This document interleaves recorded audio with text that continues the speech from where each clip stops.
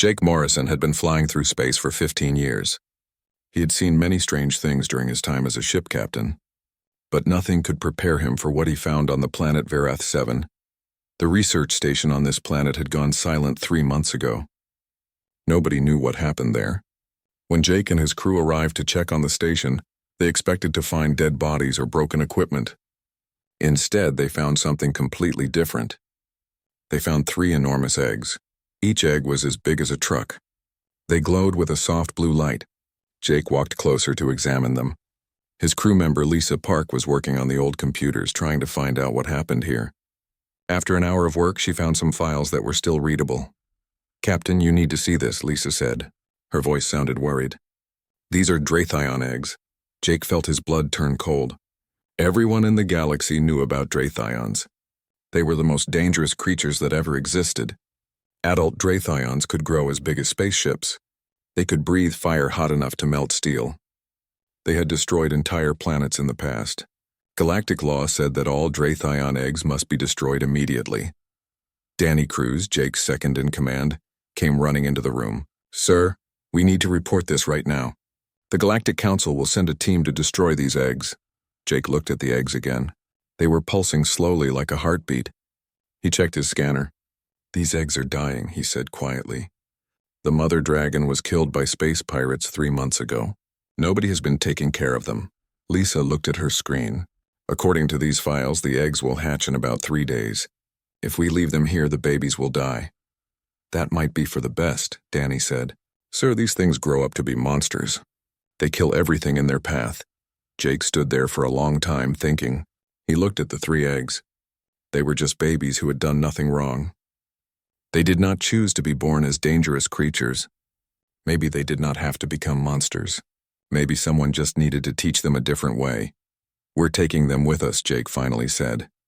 Danny's eyes went wide. "Captain, that's crazy. You'll be breaking galactic law. They'll arrest you." "They're babies," Jake said. "I won't let them die just because people are afraid of what they might become." His crew worked all night. They carefully moved the 3 eggs onto their ship. They set up a special room with the right temperature and air for the eggs. Jake barely slept. He kept checking on the eggs every few hours. 3 days later, the first egg started to crack. Jake was in the room when it happened. The shell broke apart and a small creature climbed out. It was not small like a cat or dog. It was about the size of a horse. But compared to adult Draythions, it was tiny. The baby dragon had beautiful scales that changed color from purple to blue. Its eyes were large and curious. The baby dragon looked around the room. Then it saw Jake. It made a small chirping sound and walked toward him on shaky legs. Jake knelt down slowly. He was a little scared, but he stayed calm. The baby dragon pushed its nose against Jake's hand. Jake felt a strange warmth spread through his body. It was not heat. It was something else. A connection. "Hello there, little one," Jake whispered. "Welcome to the world." He decided to name her Luna.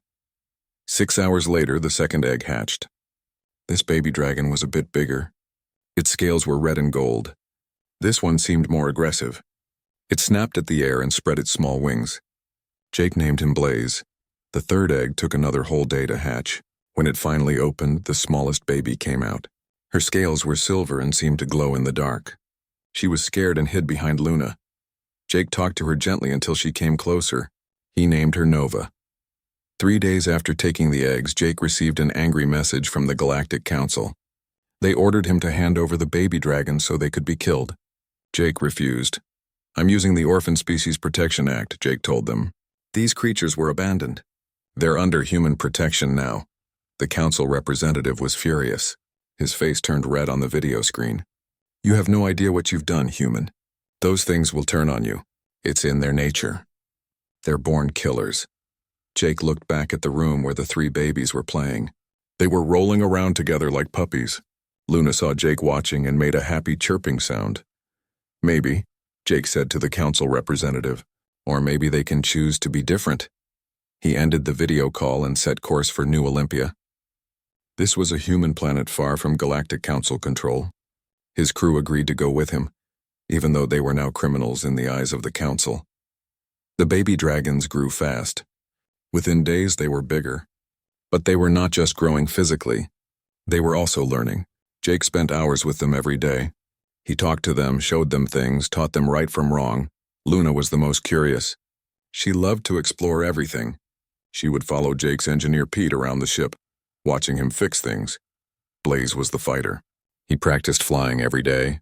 He would jump and flap his wings, trying to stay in the air longer each time.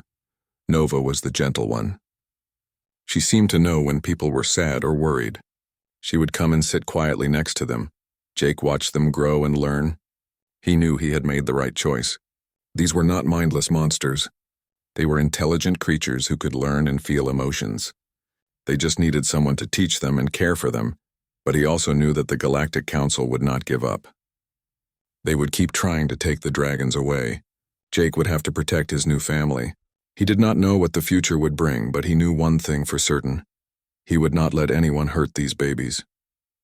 They deserved a chance to choose who they wanted to be, and Jake would make sure they got that chance no matter what it cost him. New Olympia was a planet on the edge of human space. Not many people asked questions here. The Galactic Council had little power in this area. When Jake's ship landed, Governor Helen Price came to meet him personally. She was an older woman with a kind but tough face. "So you're the crazy man who stole 3 Draythion babies," Helen said. She looked past Jake toward the ship where the 3 young dragons waited. "Half the galaxy wants your head." "Good thing we're outside their reach," Jake replied. Helen smiled. "I like you, Morrison. You've got courage. Maybe more courage than sense, but we can work with that. There's an old mining facility in the northern mountains. Nobody goes there anymore.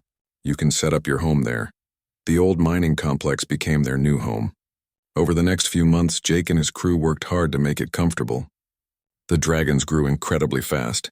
Within 6 months, they were each as big as small aircraft. Within a year, they were bigger than buses. But their size was not the only thing changing. They were learning and growing smarter every day. Luna loved to watch Pete work on machines. She would stare at him for hours as he fixed equipment. She seemed to understand what he was doing. Blaze spent his time flying. He would launch himself from the mountain peaks and practice different moves in the air. Danny started teaching him about strategy and tactics. Blaze learned quickly. Nova became close to Lisa. She had a special ability to sense how people were feeling. When someone was sad or stressed, Nova would appear and sit quietly with them. Just her presence made people feel better. 14 months after they arrived on New Olympia, something amazing happened. Jake was explaining to Pete why a machine was broken when he felt Luna's huge presence behind him. Her head, now as big as a car, lowered until her eye was level with his. "Jake," she said. Her voice was deep and made his chest vibrate. Jake nearly dropped his tools. Pete's mouth fell open in shock. "You can talk?" Jake asked in amazement. "Jake," Luna repeated. Then she made a pleased rumbling sound. "Father," the word hit Jake like a punch. He reached up and touched her scaled nose. "Yes, little one. I'm here." Within a few weeks, all 3 dragons were talking. They had been listening and learning all along. But they were not just copying words.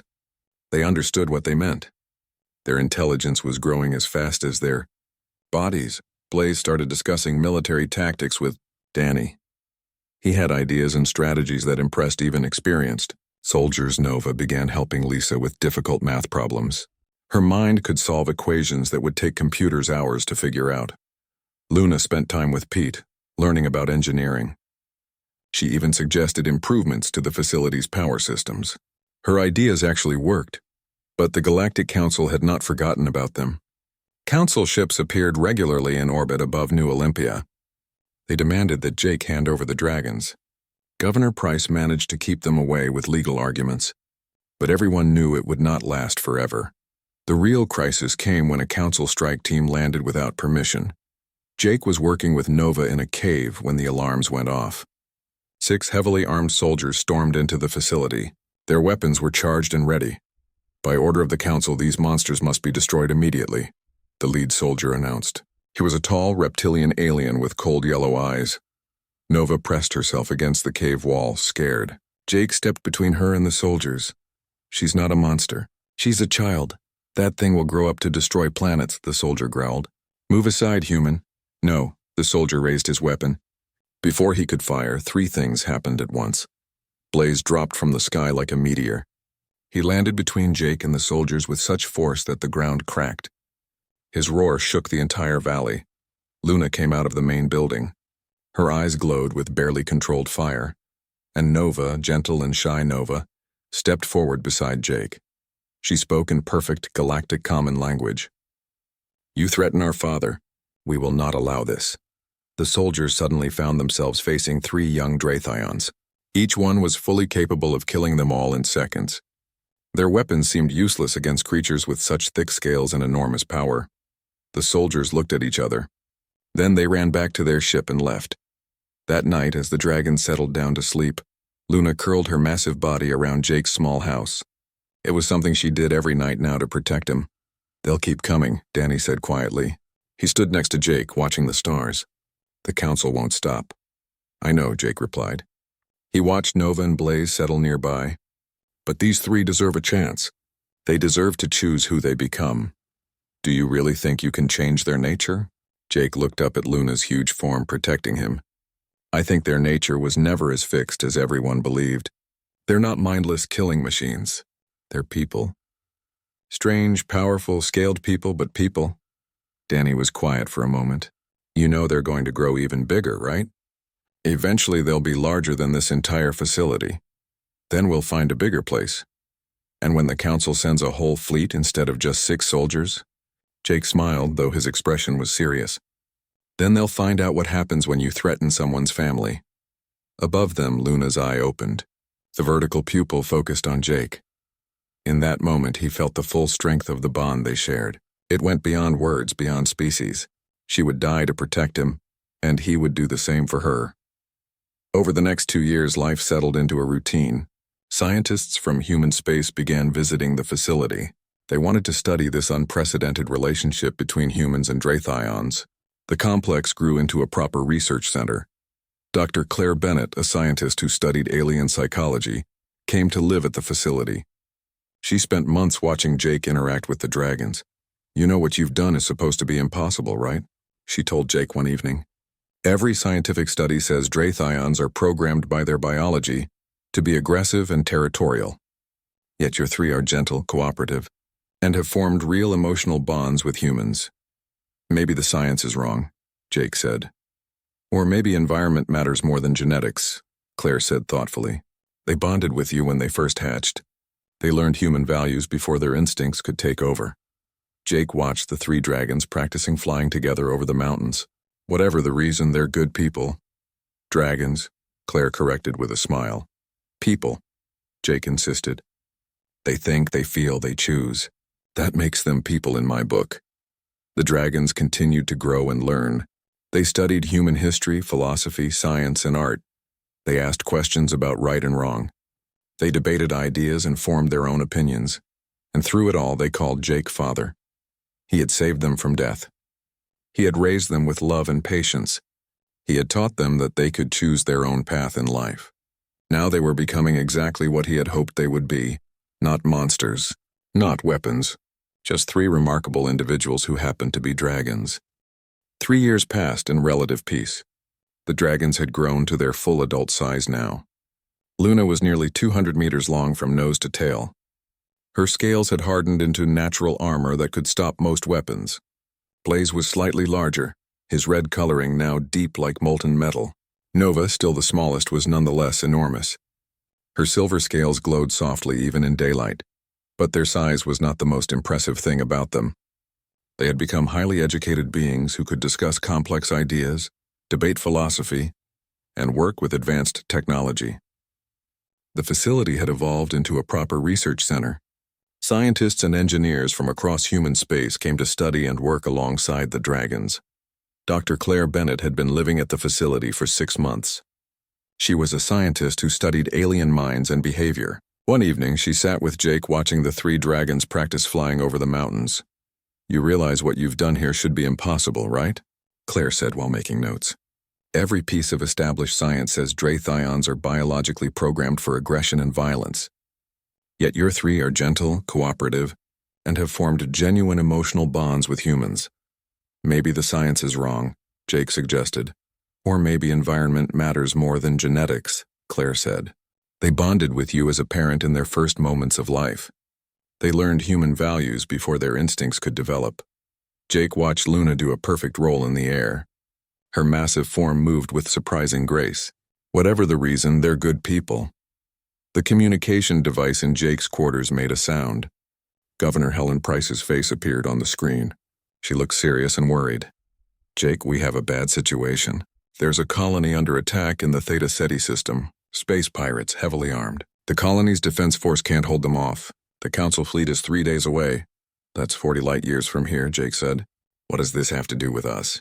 "The colony is asking for help from anyone who can reach them quickly. Your dragons could get there in 8 hours if they fly through the high corridors. They're fast enough now." Jake felt his stomach tighten. "You want to send them into combat?"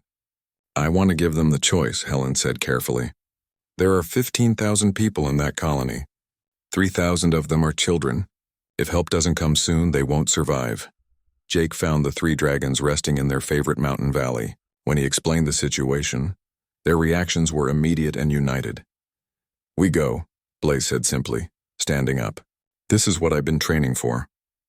"I agree," Luna added. "If we have the power to help, we must use it." Nova was quieter, but her determination was clear. "Those children need protection.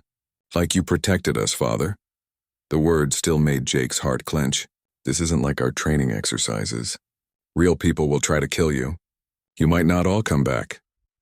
"Then we don't all come back," Luna said gently, lowering her head to Jake's level.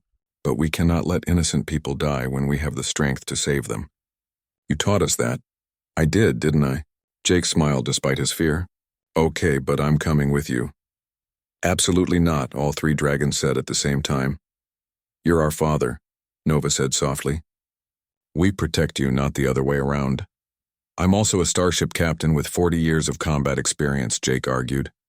"And Pete built a platform on Luna's back for exactly this situation. We do this together or we don't do it at all." The dragons looked at each other silently.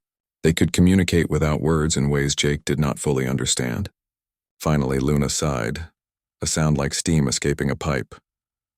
"Together, then," she agreed. 8 hours later, they emerged from hyperspace above Theta Ceti 4. The situation was worse than reported. 6 pirate cruisers were bombing the colony from orbit. Smaller ships were attacking the surface defenses. Jake, strapped into the platform on Luna's back and wearing a protective suit, opened a communication channel to the colony. "This is Captain Morrison. We're here to help." "Thank God," a strained voice responded. "But our scanners show only 4 contacts. We need a fleet, not a single ship." "Trust me," Jake said. "We're enough." Luna folded her wings and dove toward the nearest pirate cruiser. Blaze and Nova flew beside her. The pirates noticed them too late. What happened next would be studied in military schools for decades to come. The Draythions did not fight like ships. They fought like the hunters they were, using 3-dimensional space in ways no normal spacecraft could match. Luna's plasma breath cut through the first cruiser's shields like paper. Blaze used his superior speed to destroy weapon systems. Nova generated electromagnetic pulses that disabled enemy targeting computers. The pirates fought back desperately. Missiles, energy beams, and bullets filled the space around the dragons. Luna took several hits. Jake felt each impact through the platform. "I'm fine, Father," Luna said calmly, despite the burn marks on her scales. "Their weapons are not strong enough to hurt us badly." She was right. The natural armor that Draythions had evolved over millions of years made them nearly invulnerable to normal ship weapons. The pirates' advantage in numbers meant nothing against the dragons' combination of toughness, intelligence, and raw power. Within 20 minutes, 3 cruisers were disabled. 2 were running away. 1 had been completely destroyed after refusing to surrender. The smaller ships scattered like frightened animals. The colony administrator's voice came over the communication channel, filled with shock. "What are you?" "We are Draythions," Luna responded, her voice carrying across all frequencies. "But we are not your enemy. We choose to protect, not destroy." The rescue was celebrated across human space. News of the 3 dragons who saved Theta Ceti spread quickly. This forced the Galactic Council into an uncomfortable position. Public opinion, especially among humans, shifted dramatically in favor of Jake and his family. But not everyone was happy about this. "You've turned them into weapons," Claire said after they returned. Her voice was heavy with disappointment. "Exactly what the Council feared." "I gave them a choice," Jake replied. "They chose to help people. And next time, When someone asks them to do something you don't agree with, you've proven they can fight. Now everyone will want to use them. Jake looked out at the 3 dragons. Pete and his team were checking them for injuries. They were laughing together, proud of what they had accomplished. They're not children anymore, Claire. They're adults who can make their own decisions. I can't control them, and I wouldn't want to. All I can do is trust that I raise them right. Luna approached, lowering her head to look at Jake directly. The council has sent a message. They want to meet with us, all of us, about what? Luna's expression, as much as a dragon could have expressions, showed amusement. They said they want diplomatic relations. It seems saving 15,000 lives has forced them to admit we're not mindless monsters. Jake laughed. Well, it only took 3 years, a pirate attack, and impossible odds. I'd say that's pretty fast. Will you come with us, Father? Nova asked, joining her sister. To meet the council? Jake looked at his 3 dragons. Each of them was powerful enough to destroy cities. Each of them was choosing instead to build and protect. I wouldn't miss it for anything. The journey to the Galactic Council would test them in ways that fighting pirates never could. But Jake had faith in his children. They had proven who they were through their actions. Now they just needed to convince the rest of the galaxy. The Galactic Council station orbited a neutron star in the Zerath system. It was a massive structure that served as the center of diplomacy for 300 different alien species. Jake had seen pictures of it but never imagined he would visit, especially not while riding on the back of a dragon. The invitation had been formal and official. The council requested the presence of Captain Jake Morrison and the 3 Draythions called Luna, Blaze, and Nova for discussions about their status and future. Governor Helen had warned Jake to be careful. They're going to try to control them, she had said. They'll want restrictions, regulations, maybe even demand oversight of everything you've built. Let them try, Jake had replied. Now, approaching the station, he felt less confident. The structure was enormous, large enough to hold ships from species that made dragons look small. Dozens of vessels were docked at various ports, showing the incredible diversity of the galaxy. Nervous, Father? Luna asked. Jake now had a special neural link that let him communicate directly with the dragons in his mind. Terrified, he admitted, but not of the council. I'm worried they'll say something that makes you angry. We'll behave, Blaze said with amusement in his voice. Probably. They were directed to land in one of the larger docking bays. These bays were usually used for living ships or creatures too big for standard berths. As they descended, Jake noticed the heavy weapons tracking their movement. They're scared of us, Nova observed quietly, even after everything we did to prove ourselves. Fear takes time to overcome, Jake said, but we'll give them that time. The council chamber was a massive room designed to hold species of wildly different sizes. The 3 dragons entered through the main floor. Their size was still impressive even in this enormous space. Jake walked beside Luna, refusing the elevated platform that had been prepared for him. 300 representatives filled the chamber. Their forms ranged from familiar humanoid shapes to completely alien beings. The Council Prime, a being of pure energy contained in a crystal, floated above the central platform. We welcome Captain Morrison and the 3 Draythions to these proceedings, the Prime announced. Its voice was somehow audible to all species present. We gather today to address an unprecedented situation. A reptilian delegate rose from its seat. It was the same species as the soldier who had tried to kill the dragons years ago. Let us be clear about what we're addressing. These creatures are abominations. Their species has destroyed entire civilizations. The fact that this human has trained them to obey him does not change what they are. Luna's scales rippled, a sign of barely controlled anger, but her voice remained calm. We are not trained. We chose our path freely. There is a difference. A difference? Another delegate spoke up. It looked like an octopus made of living stone. You expect us to believe that apex predators simply decided to be gentle? Is that so hard to believe? Nova said softly, but her voice carried throughout the chamber. Are your species slaves to your evolution? Do you have no capacity for choice, for growth beyond your genetics? The chamber erupted in debate. Multiple languages filled the air at once. Some delegates argued that the dragons proved evolution was not destiny. Others insisted this was just an anomaly, that the next generation would revert to violence. Blaze rose to his full height. His presence commanded attention without aggression. I could destroy this station, he said simply. All 3 of us could. Our fire burns hot enough to melt through your shields. We're fast enough that your weapons could never track us. Strong enough that your hull would bend under our claws. The chamber went silent. Weapon systems across the station powered up, ready to fire. But we won't, Blaze continued. Not because we're trained or controlled, but because we choose not to. Because our father taught us that strength without restraint is not strength at all. It's just violence. Your father? The Council Prime's light pulsed with curiosity. You refer to Captain Morrison? He found us as eggs, Luna said, moving to stand beside Jake. Abandoned, dying, hours from death. He risked everything to save us, protect us, raise us. He taught us language, ethics, compassion. He showed us we could be more than what everyone expected.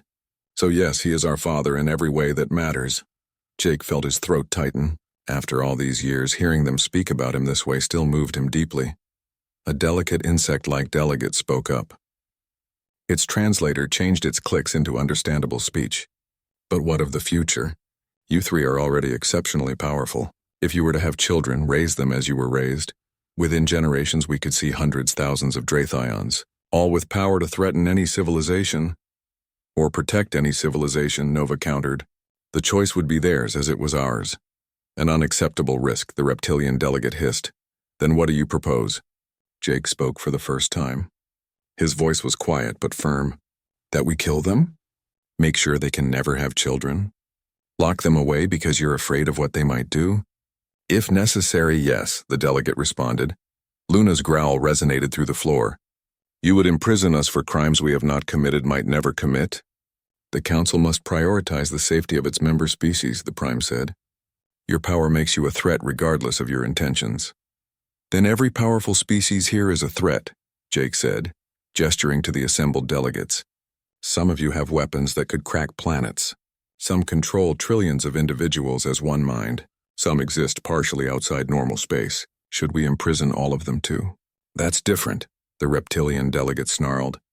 They're civilized species, and we're not. Luna's voice carried an edge now.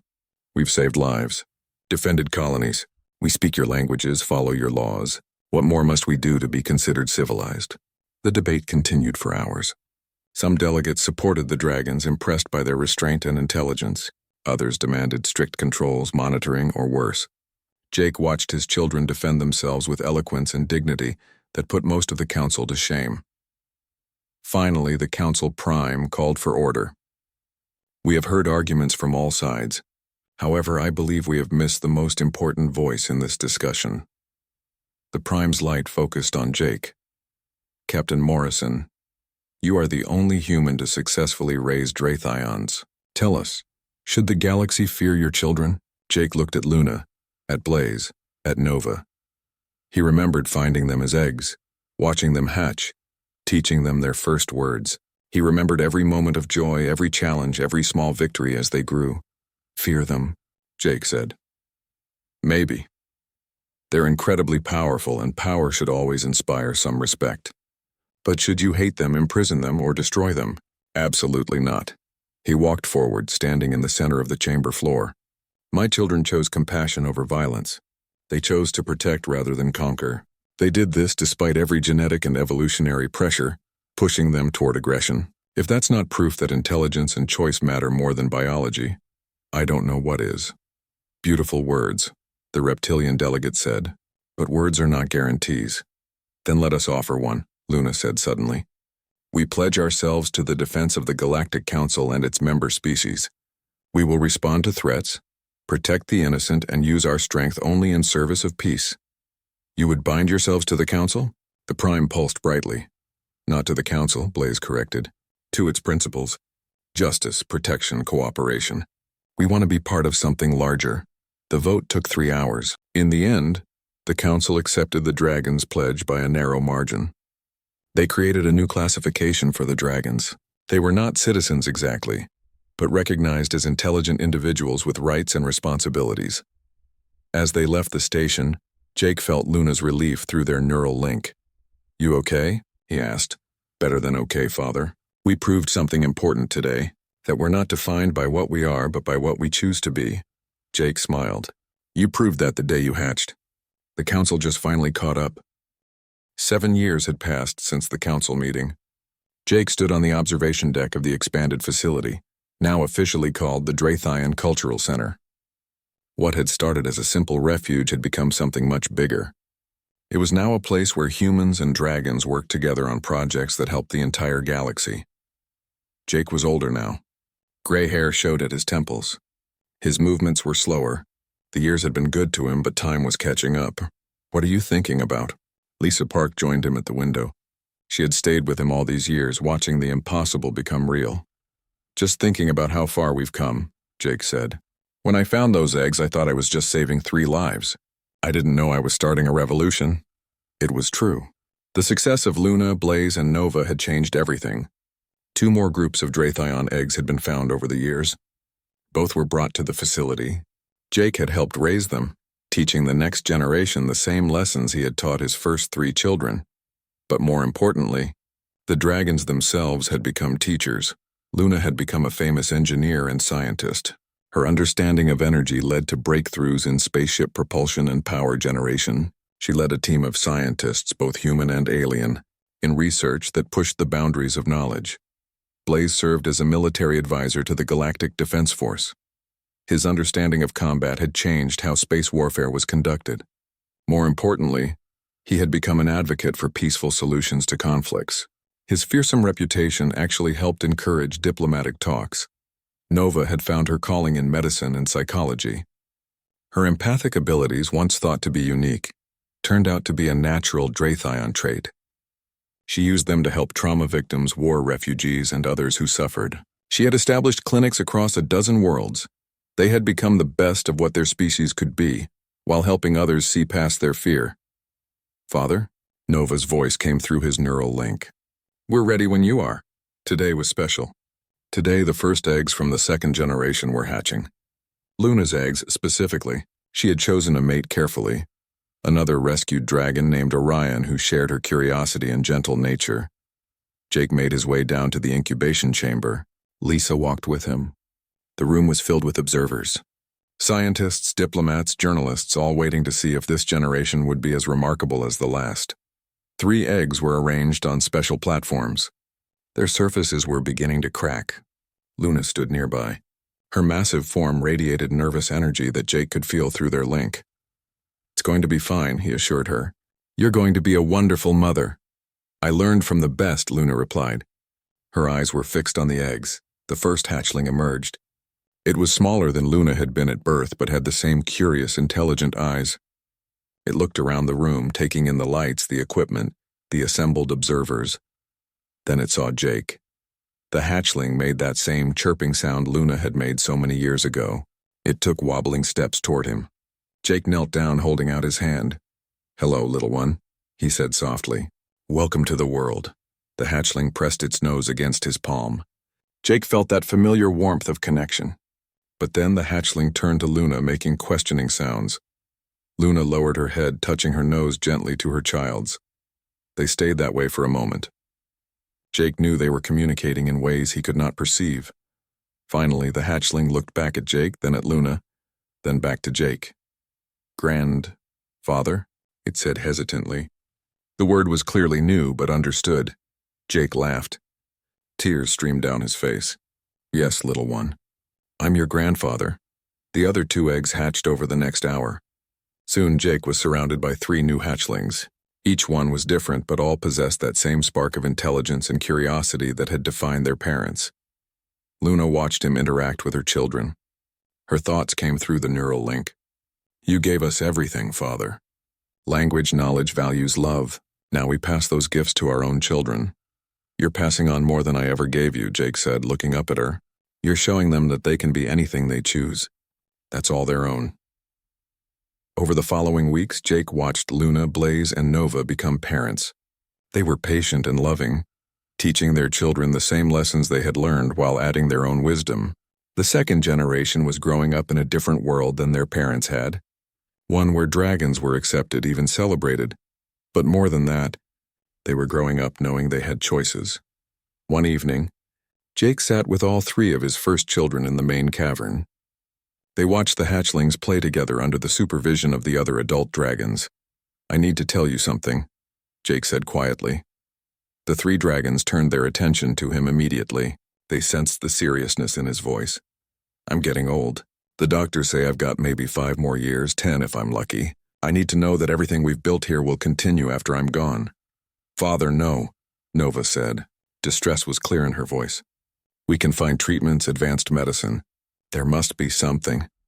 There's always something, Jake agreed. But that's not living. That's just refusing to die. I've had a good life, an extraordinary life. I got to raise the most remarkable children anyone could ask for. I'm at peace with this. Luna moved closer, her massive head lowered until she was eye level with Jake. What do you need from us? Promise me you'll keep doing what you're doing. Keep being the people you've become. Keep teaching the next generation that they have a choice in who they become. Show the galaxy that kindness and strength are not opposites. We promise, all three said together. And promise me something else, Jake added. His voice was rougher now. Don't let my death make you bitter or angry. Don't let it change the goodness in you. I want you to remember the joy we shared, not the grief of losing it. Blaze, usually the most controlled of the three, made a sound that was almost a sob. How are we supposed to go on without you? The same way I would have gone on without you, Jake said. By living, by making choices, by being the best version of yourself that you can be. They stayed together through the night. They talked about memories, shared stories, laughed and cried together. The hatchlings eventually joined them. They sensed something important was happening, though they did not understand what. Jake looked at the family he had created, at the impossible miracle of it all, and felt complete. 5 years later, Jake Morrison died peacefully in his sleep. He was surrounded by his children and grandchildren.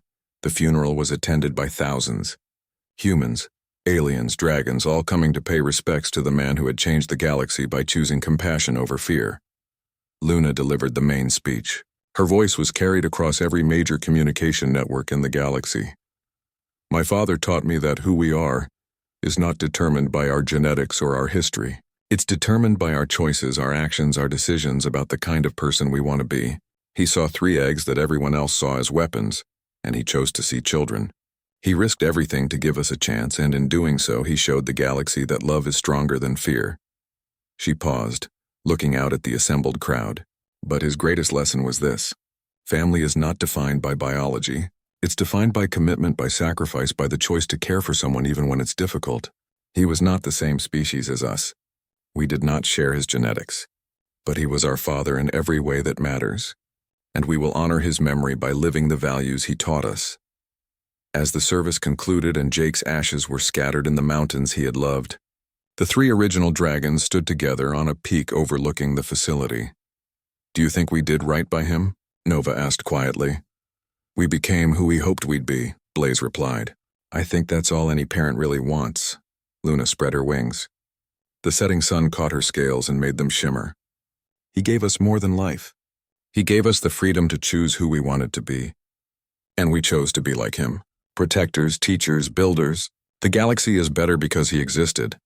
And it will continue to be better, Nova added, because we remember what he taught us. Below them, in the facility, the second generation of dragons were already working on their own projects, pursuing their own passions. Some would become scientists, others warriors, others healers, but all of them would be guided by the principles Jake had established. That power without restraint is just violence. That strength should be used to protect, not dominate. That who you are matters less than who you choose to be, and that family is defined by love, not by blood. Jake Morrison had found 3 abandoned eggs and raised 3 children who changed the galaxy. His legacy would echo through generations, not in monuments or statues, but in the choices made by every dragon who came after. He had been a father, a teacher, a friend, and he had shown the galaxy that sometimes the most powerful act is simply choosing to care.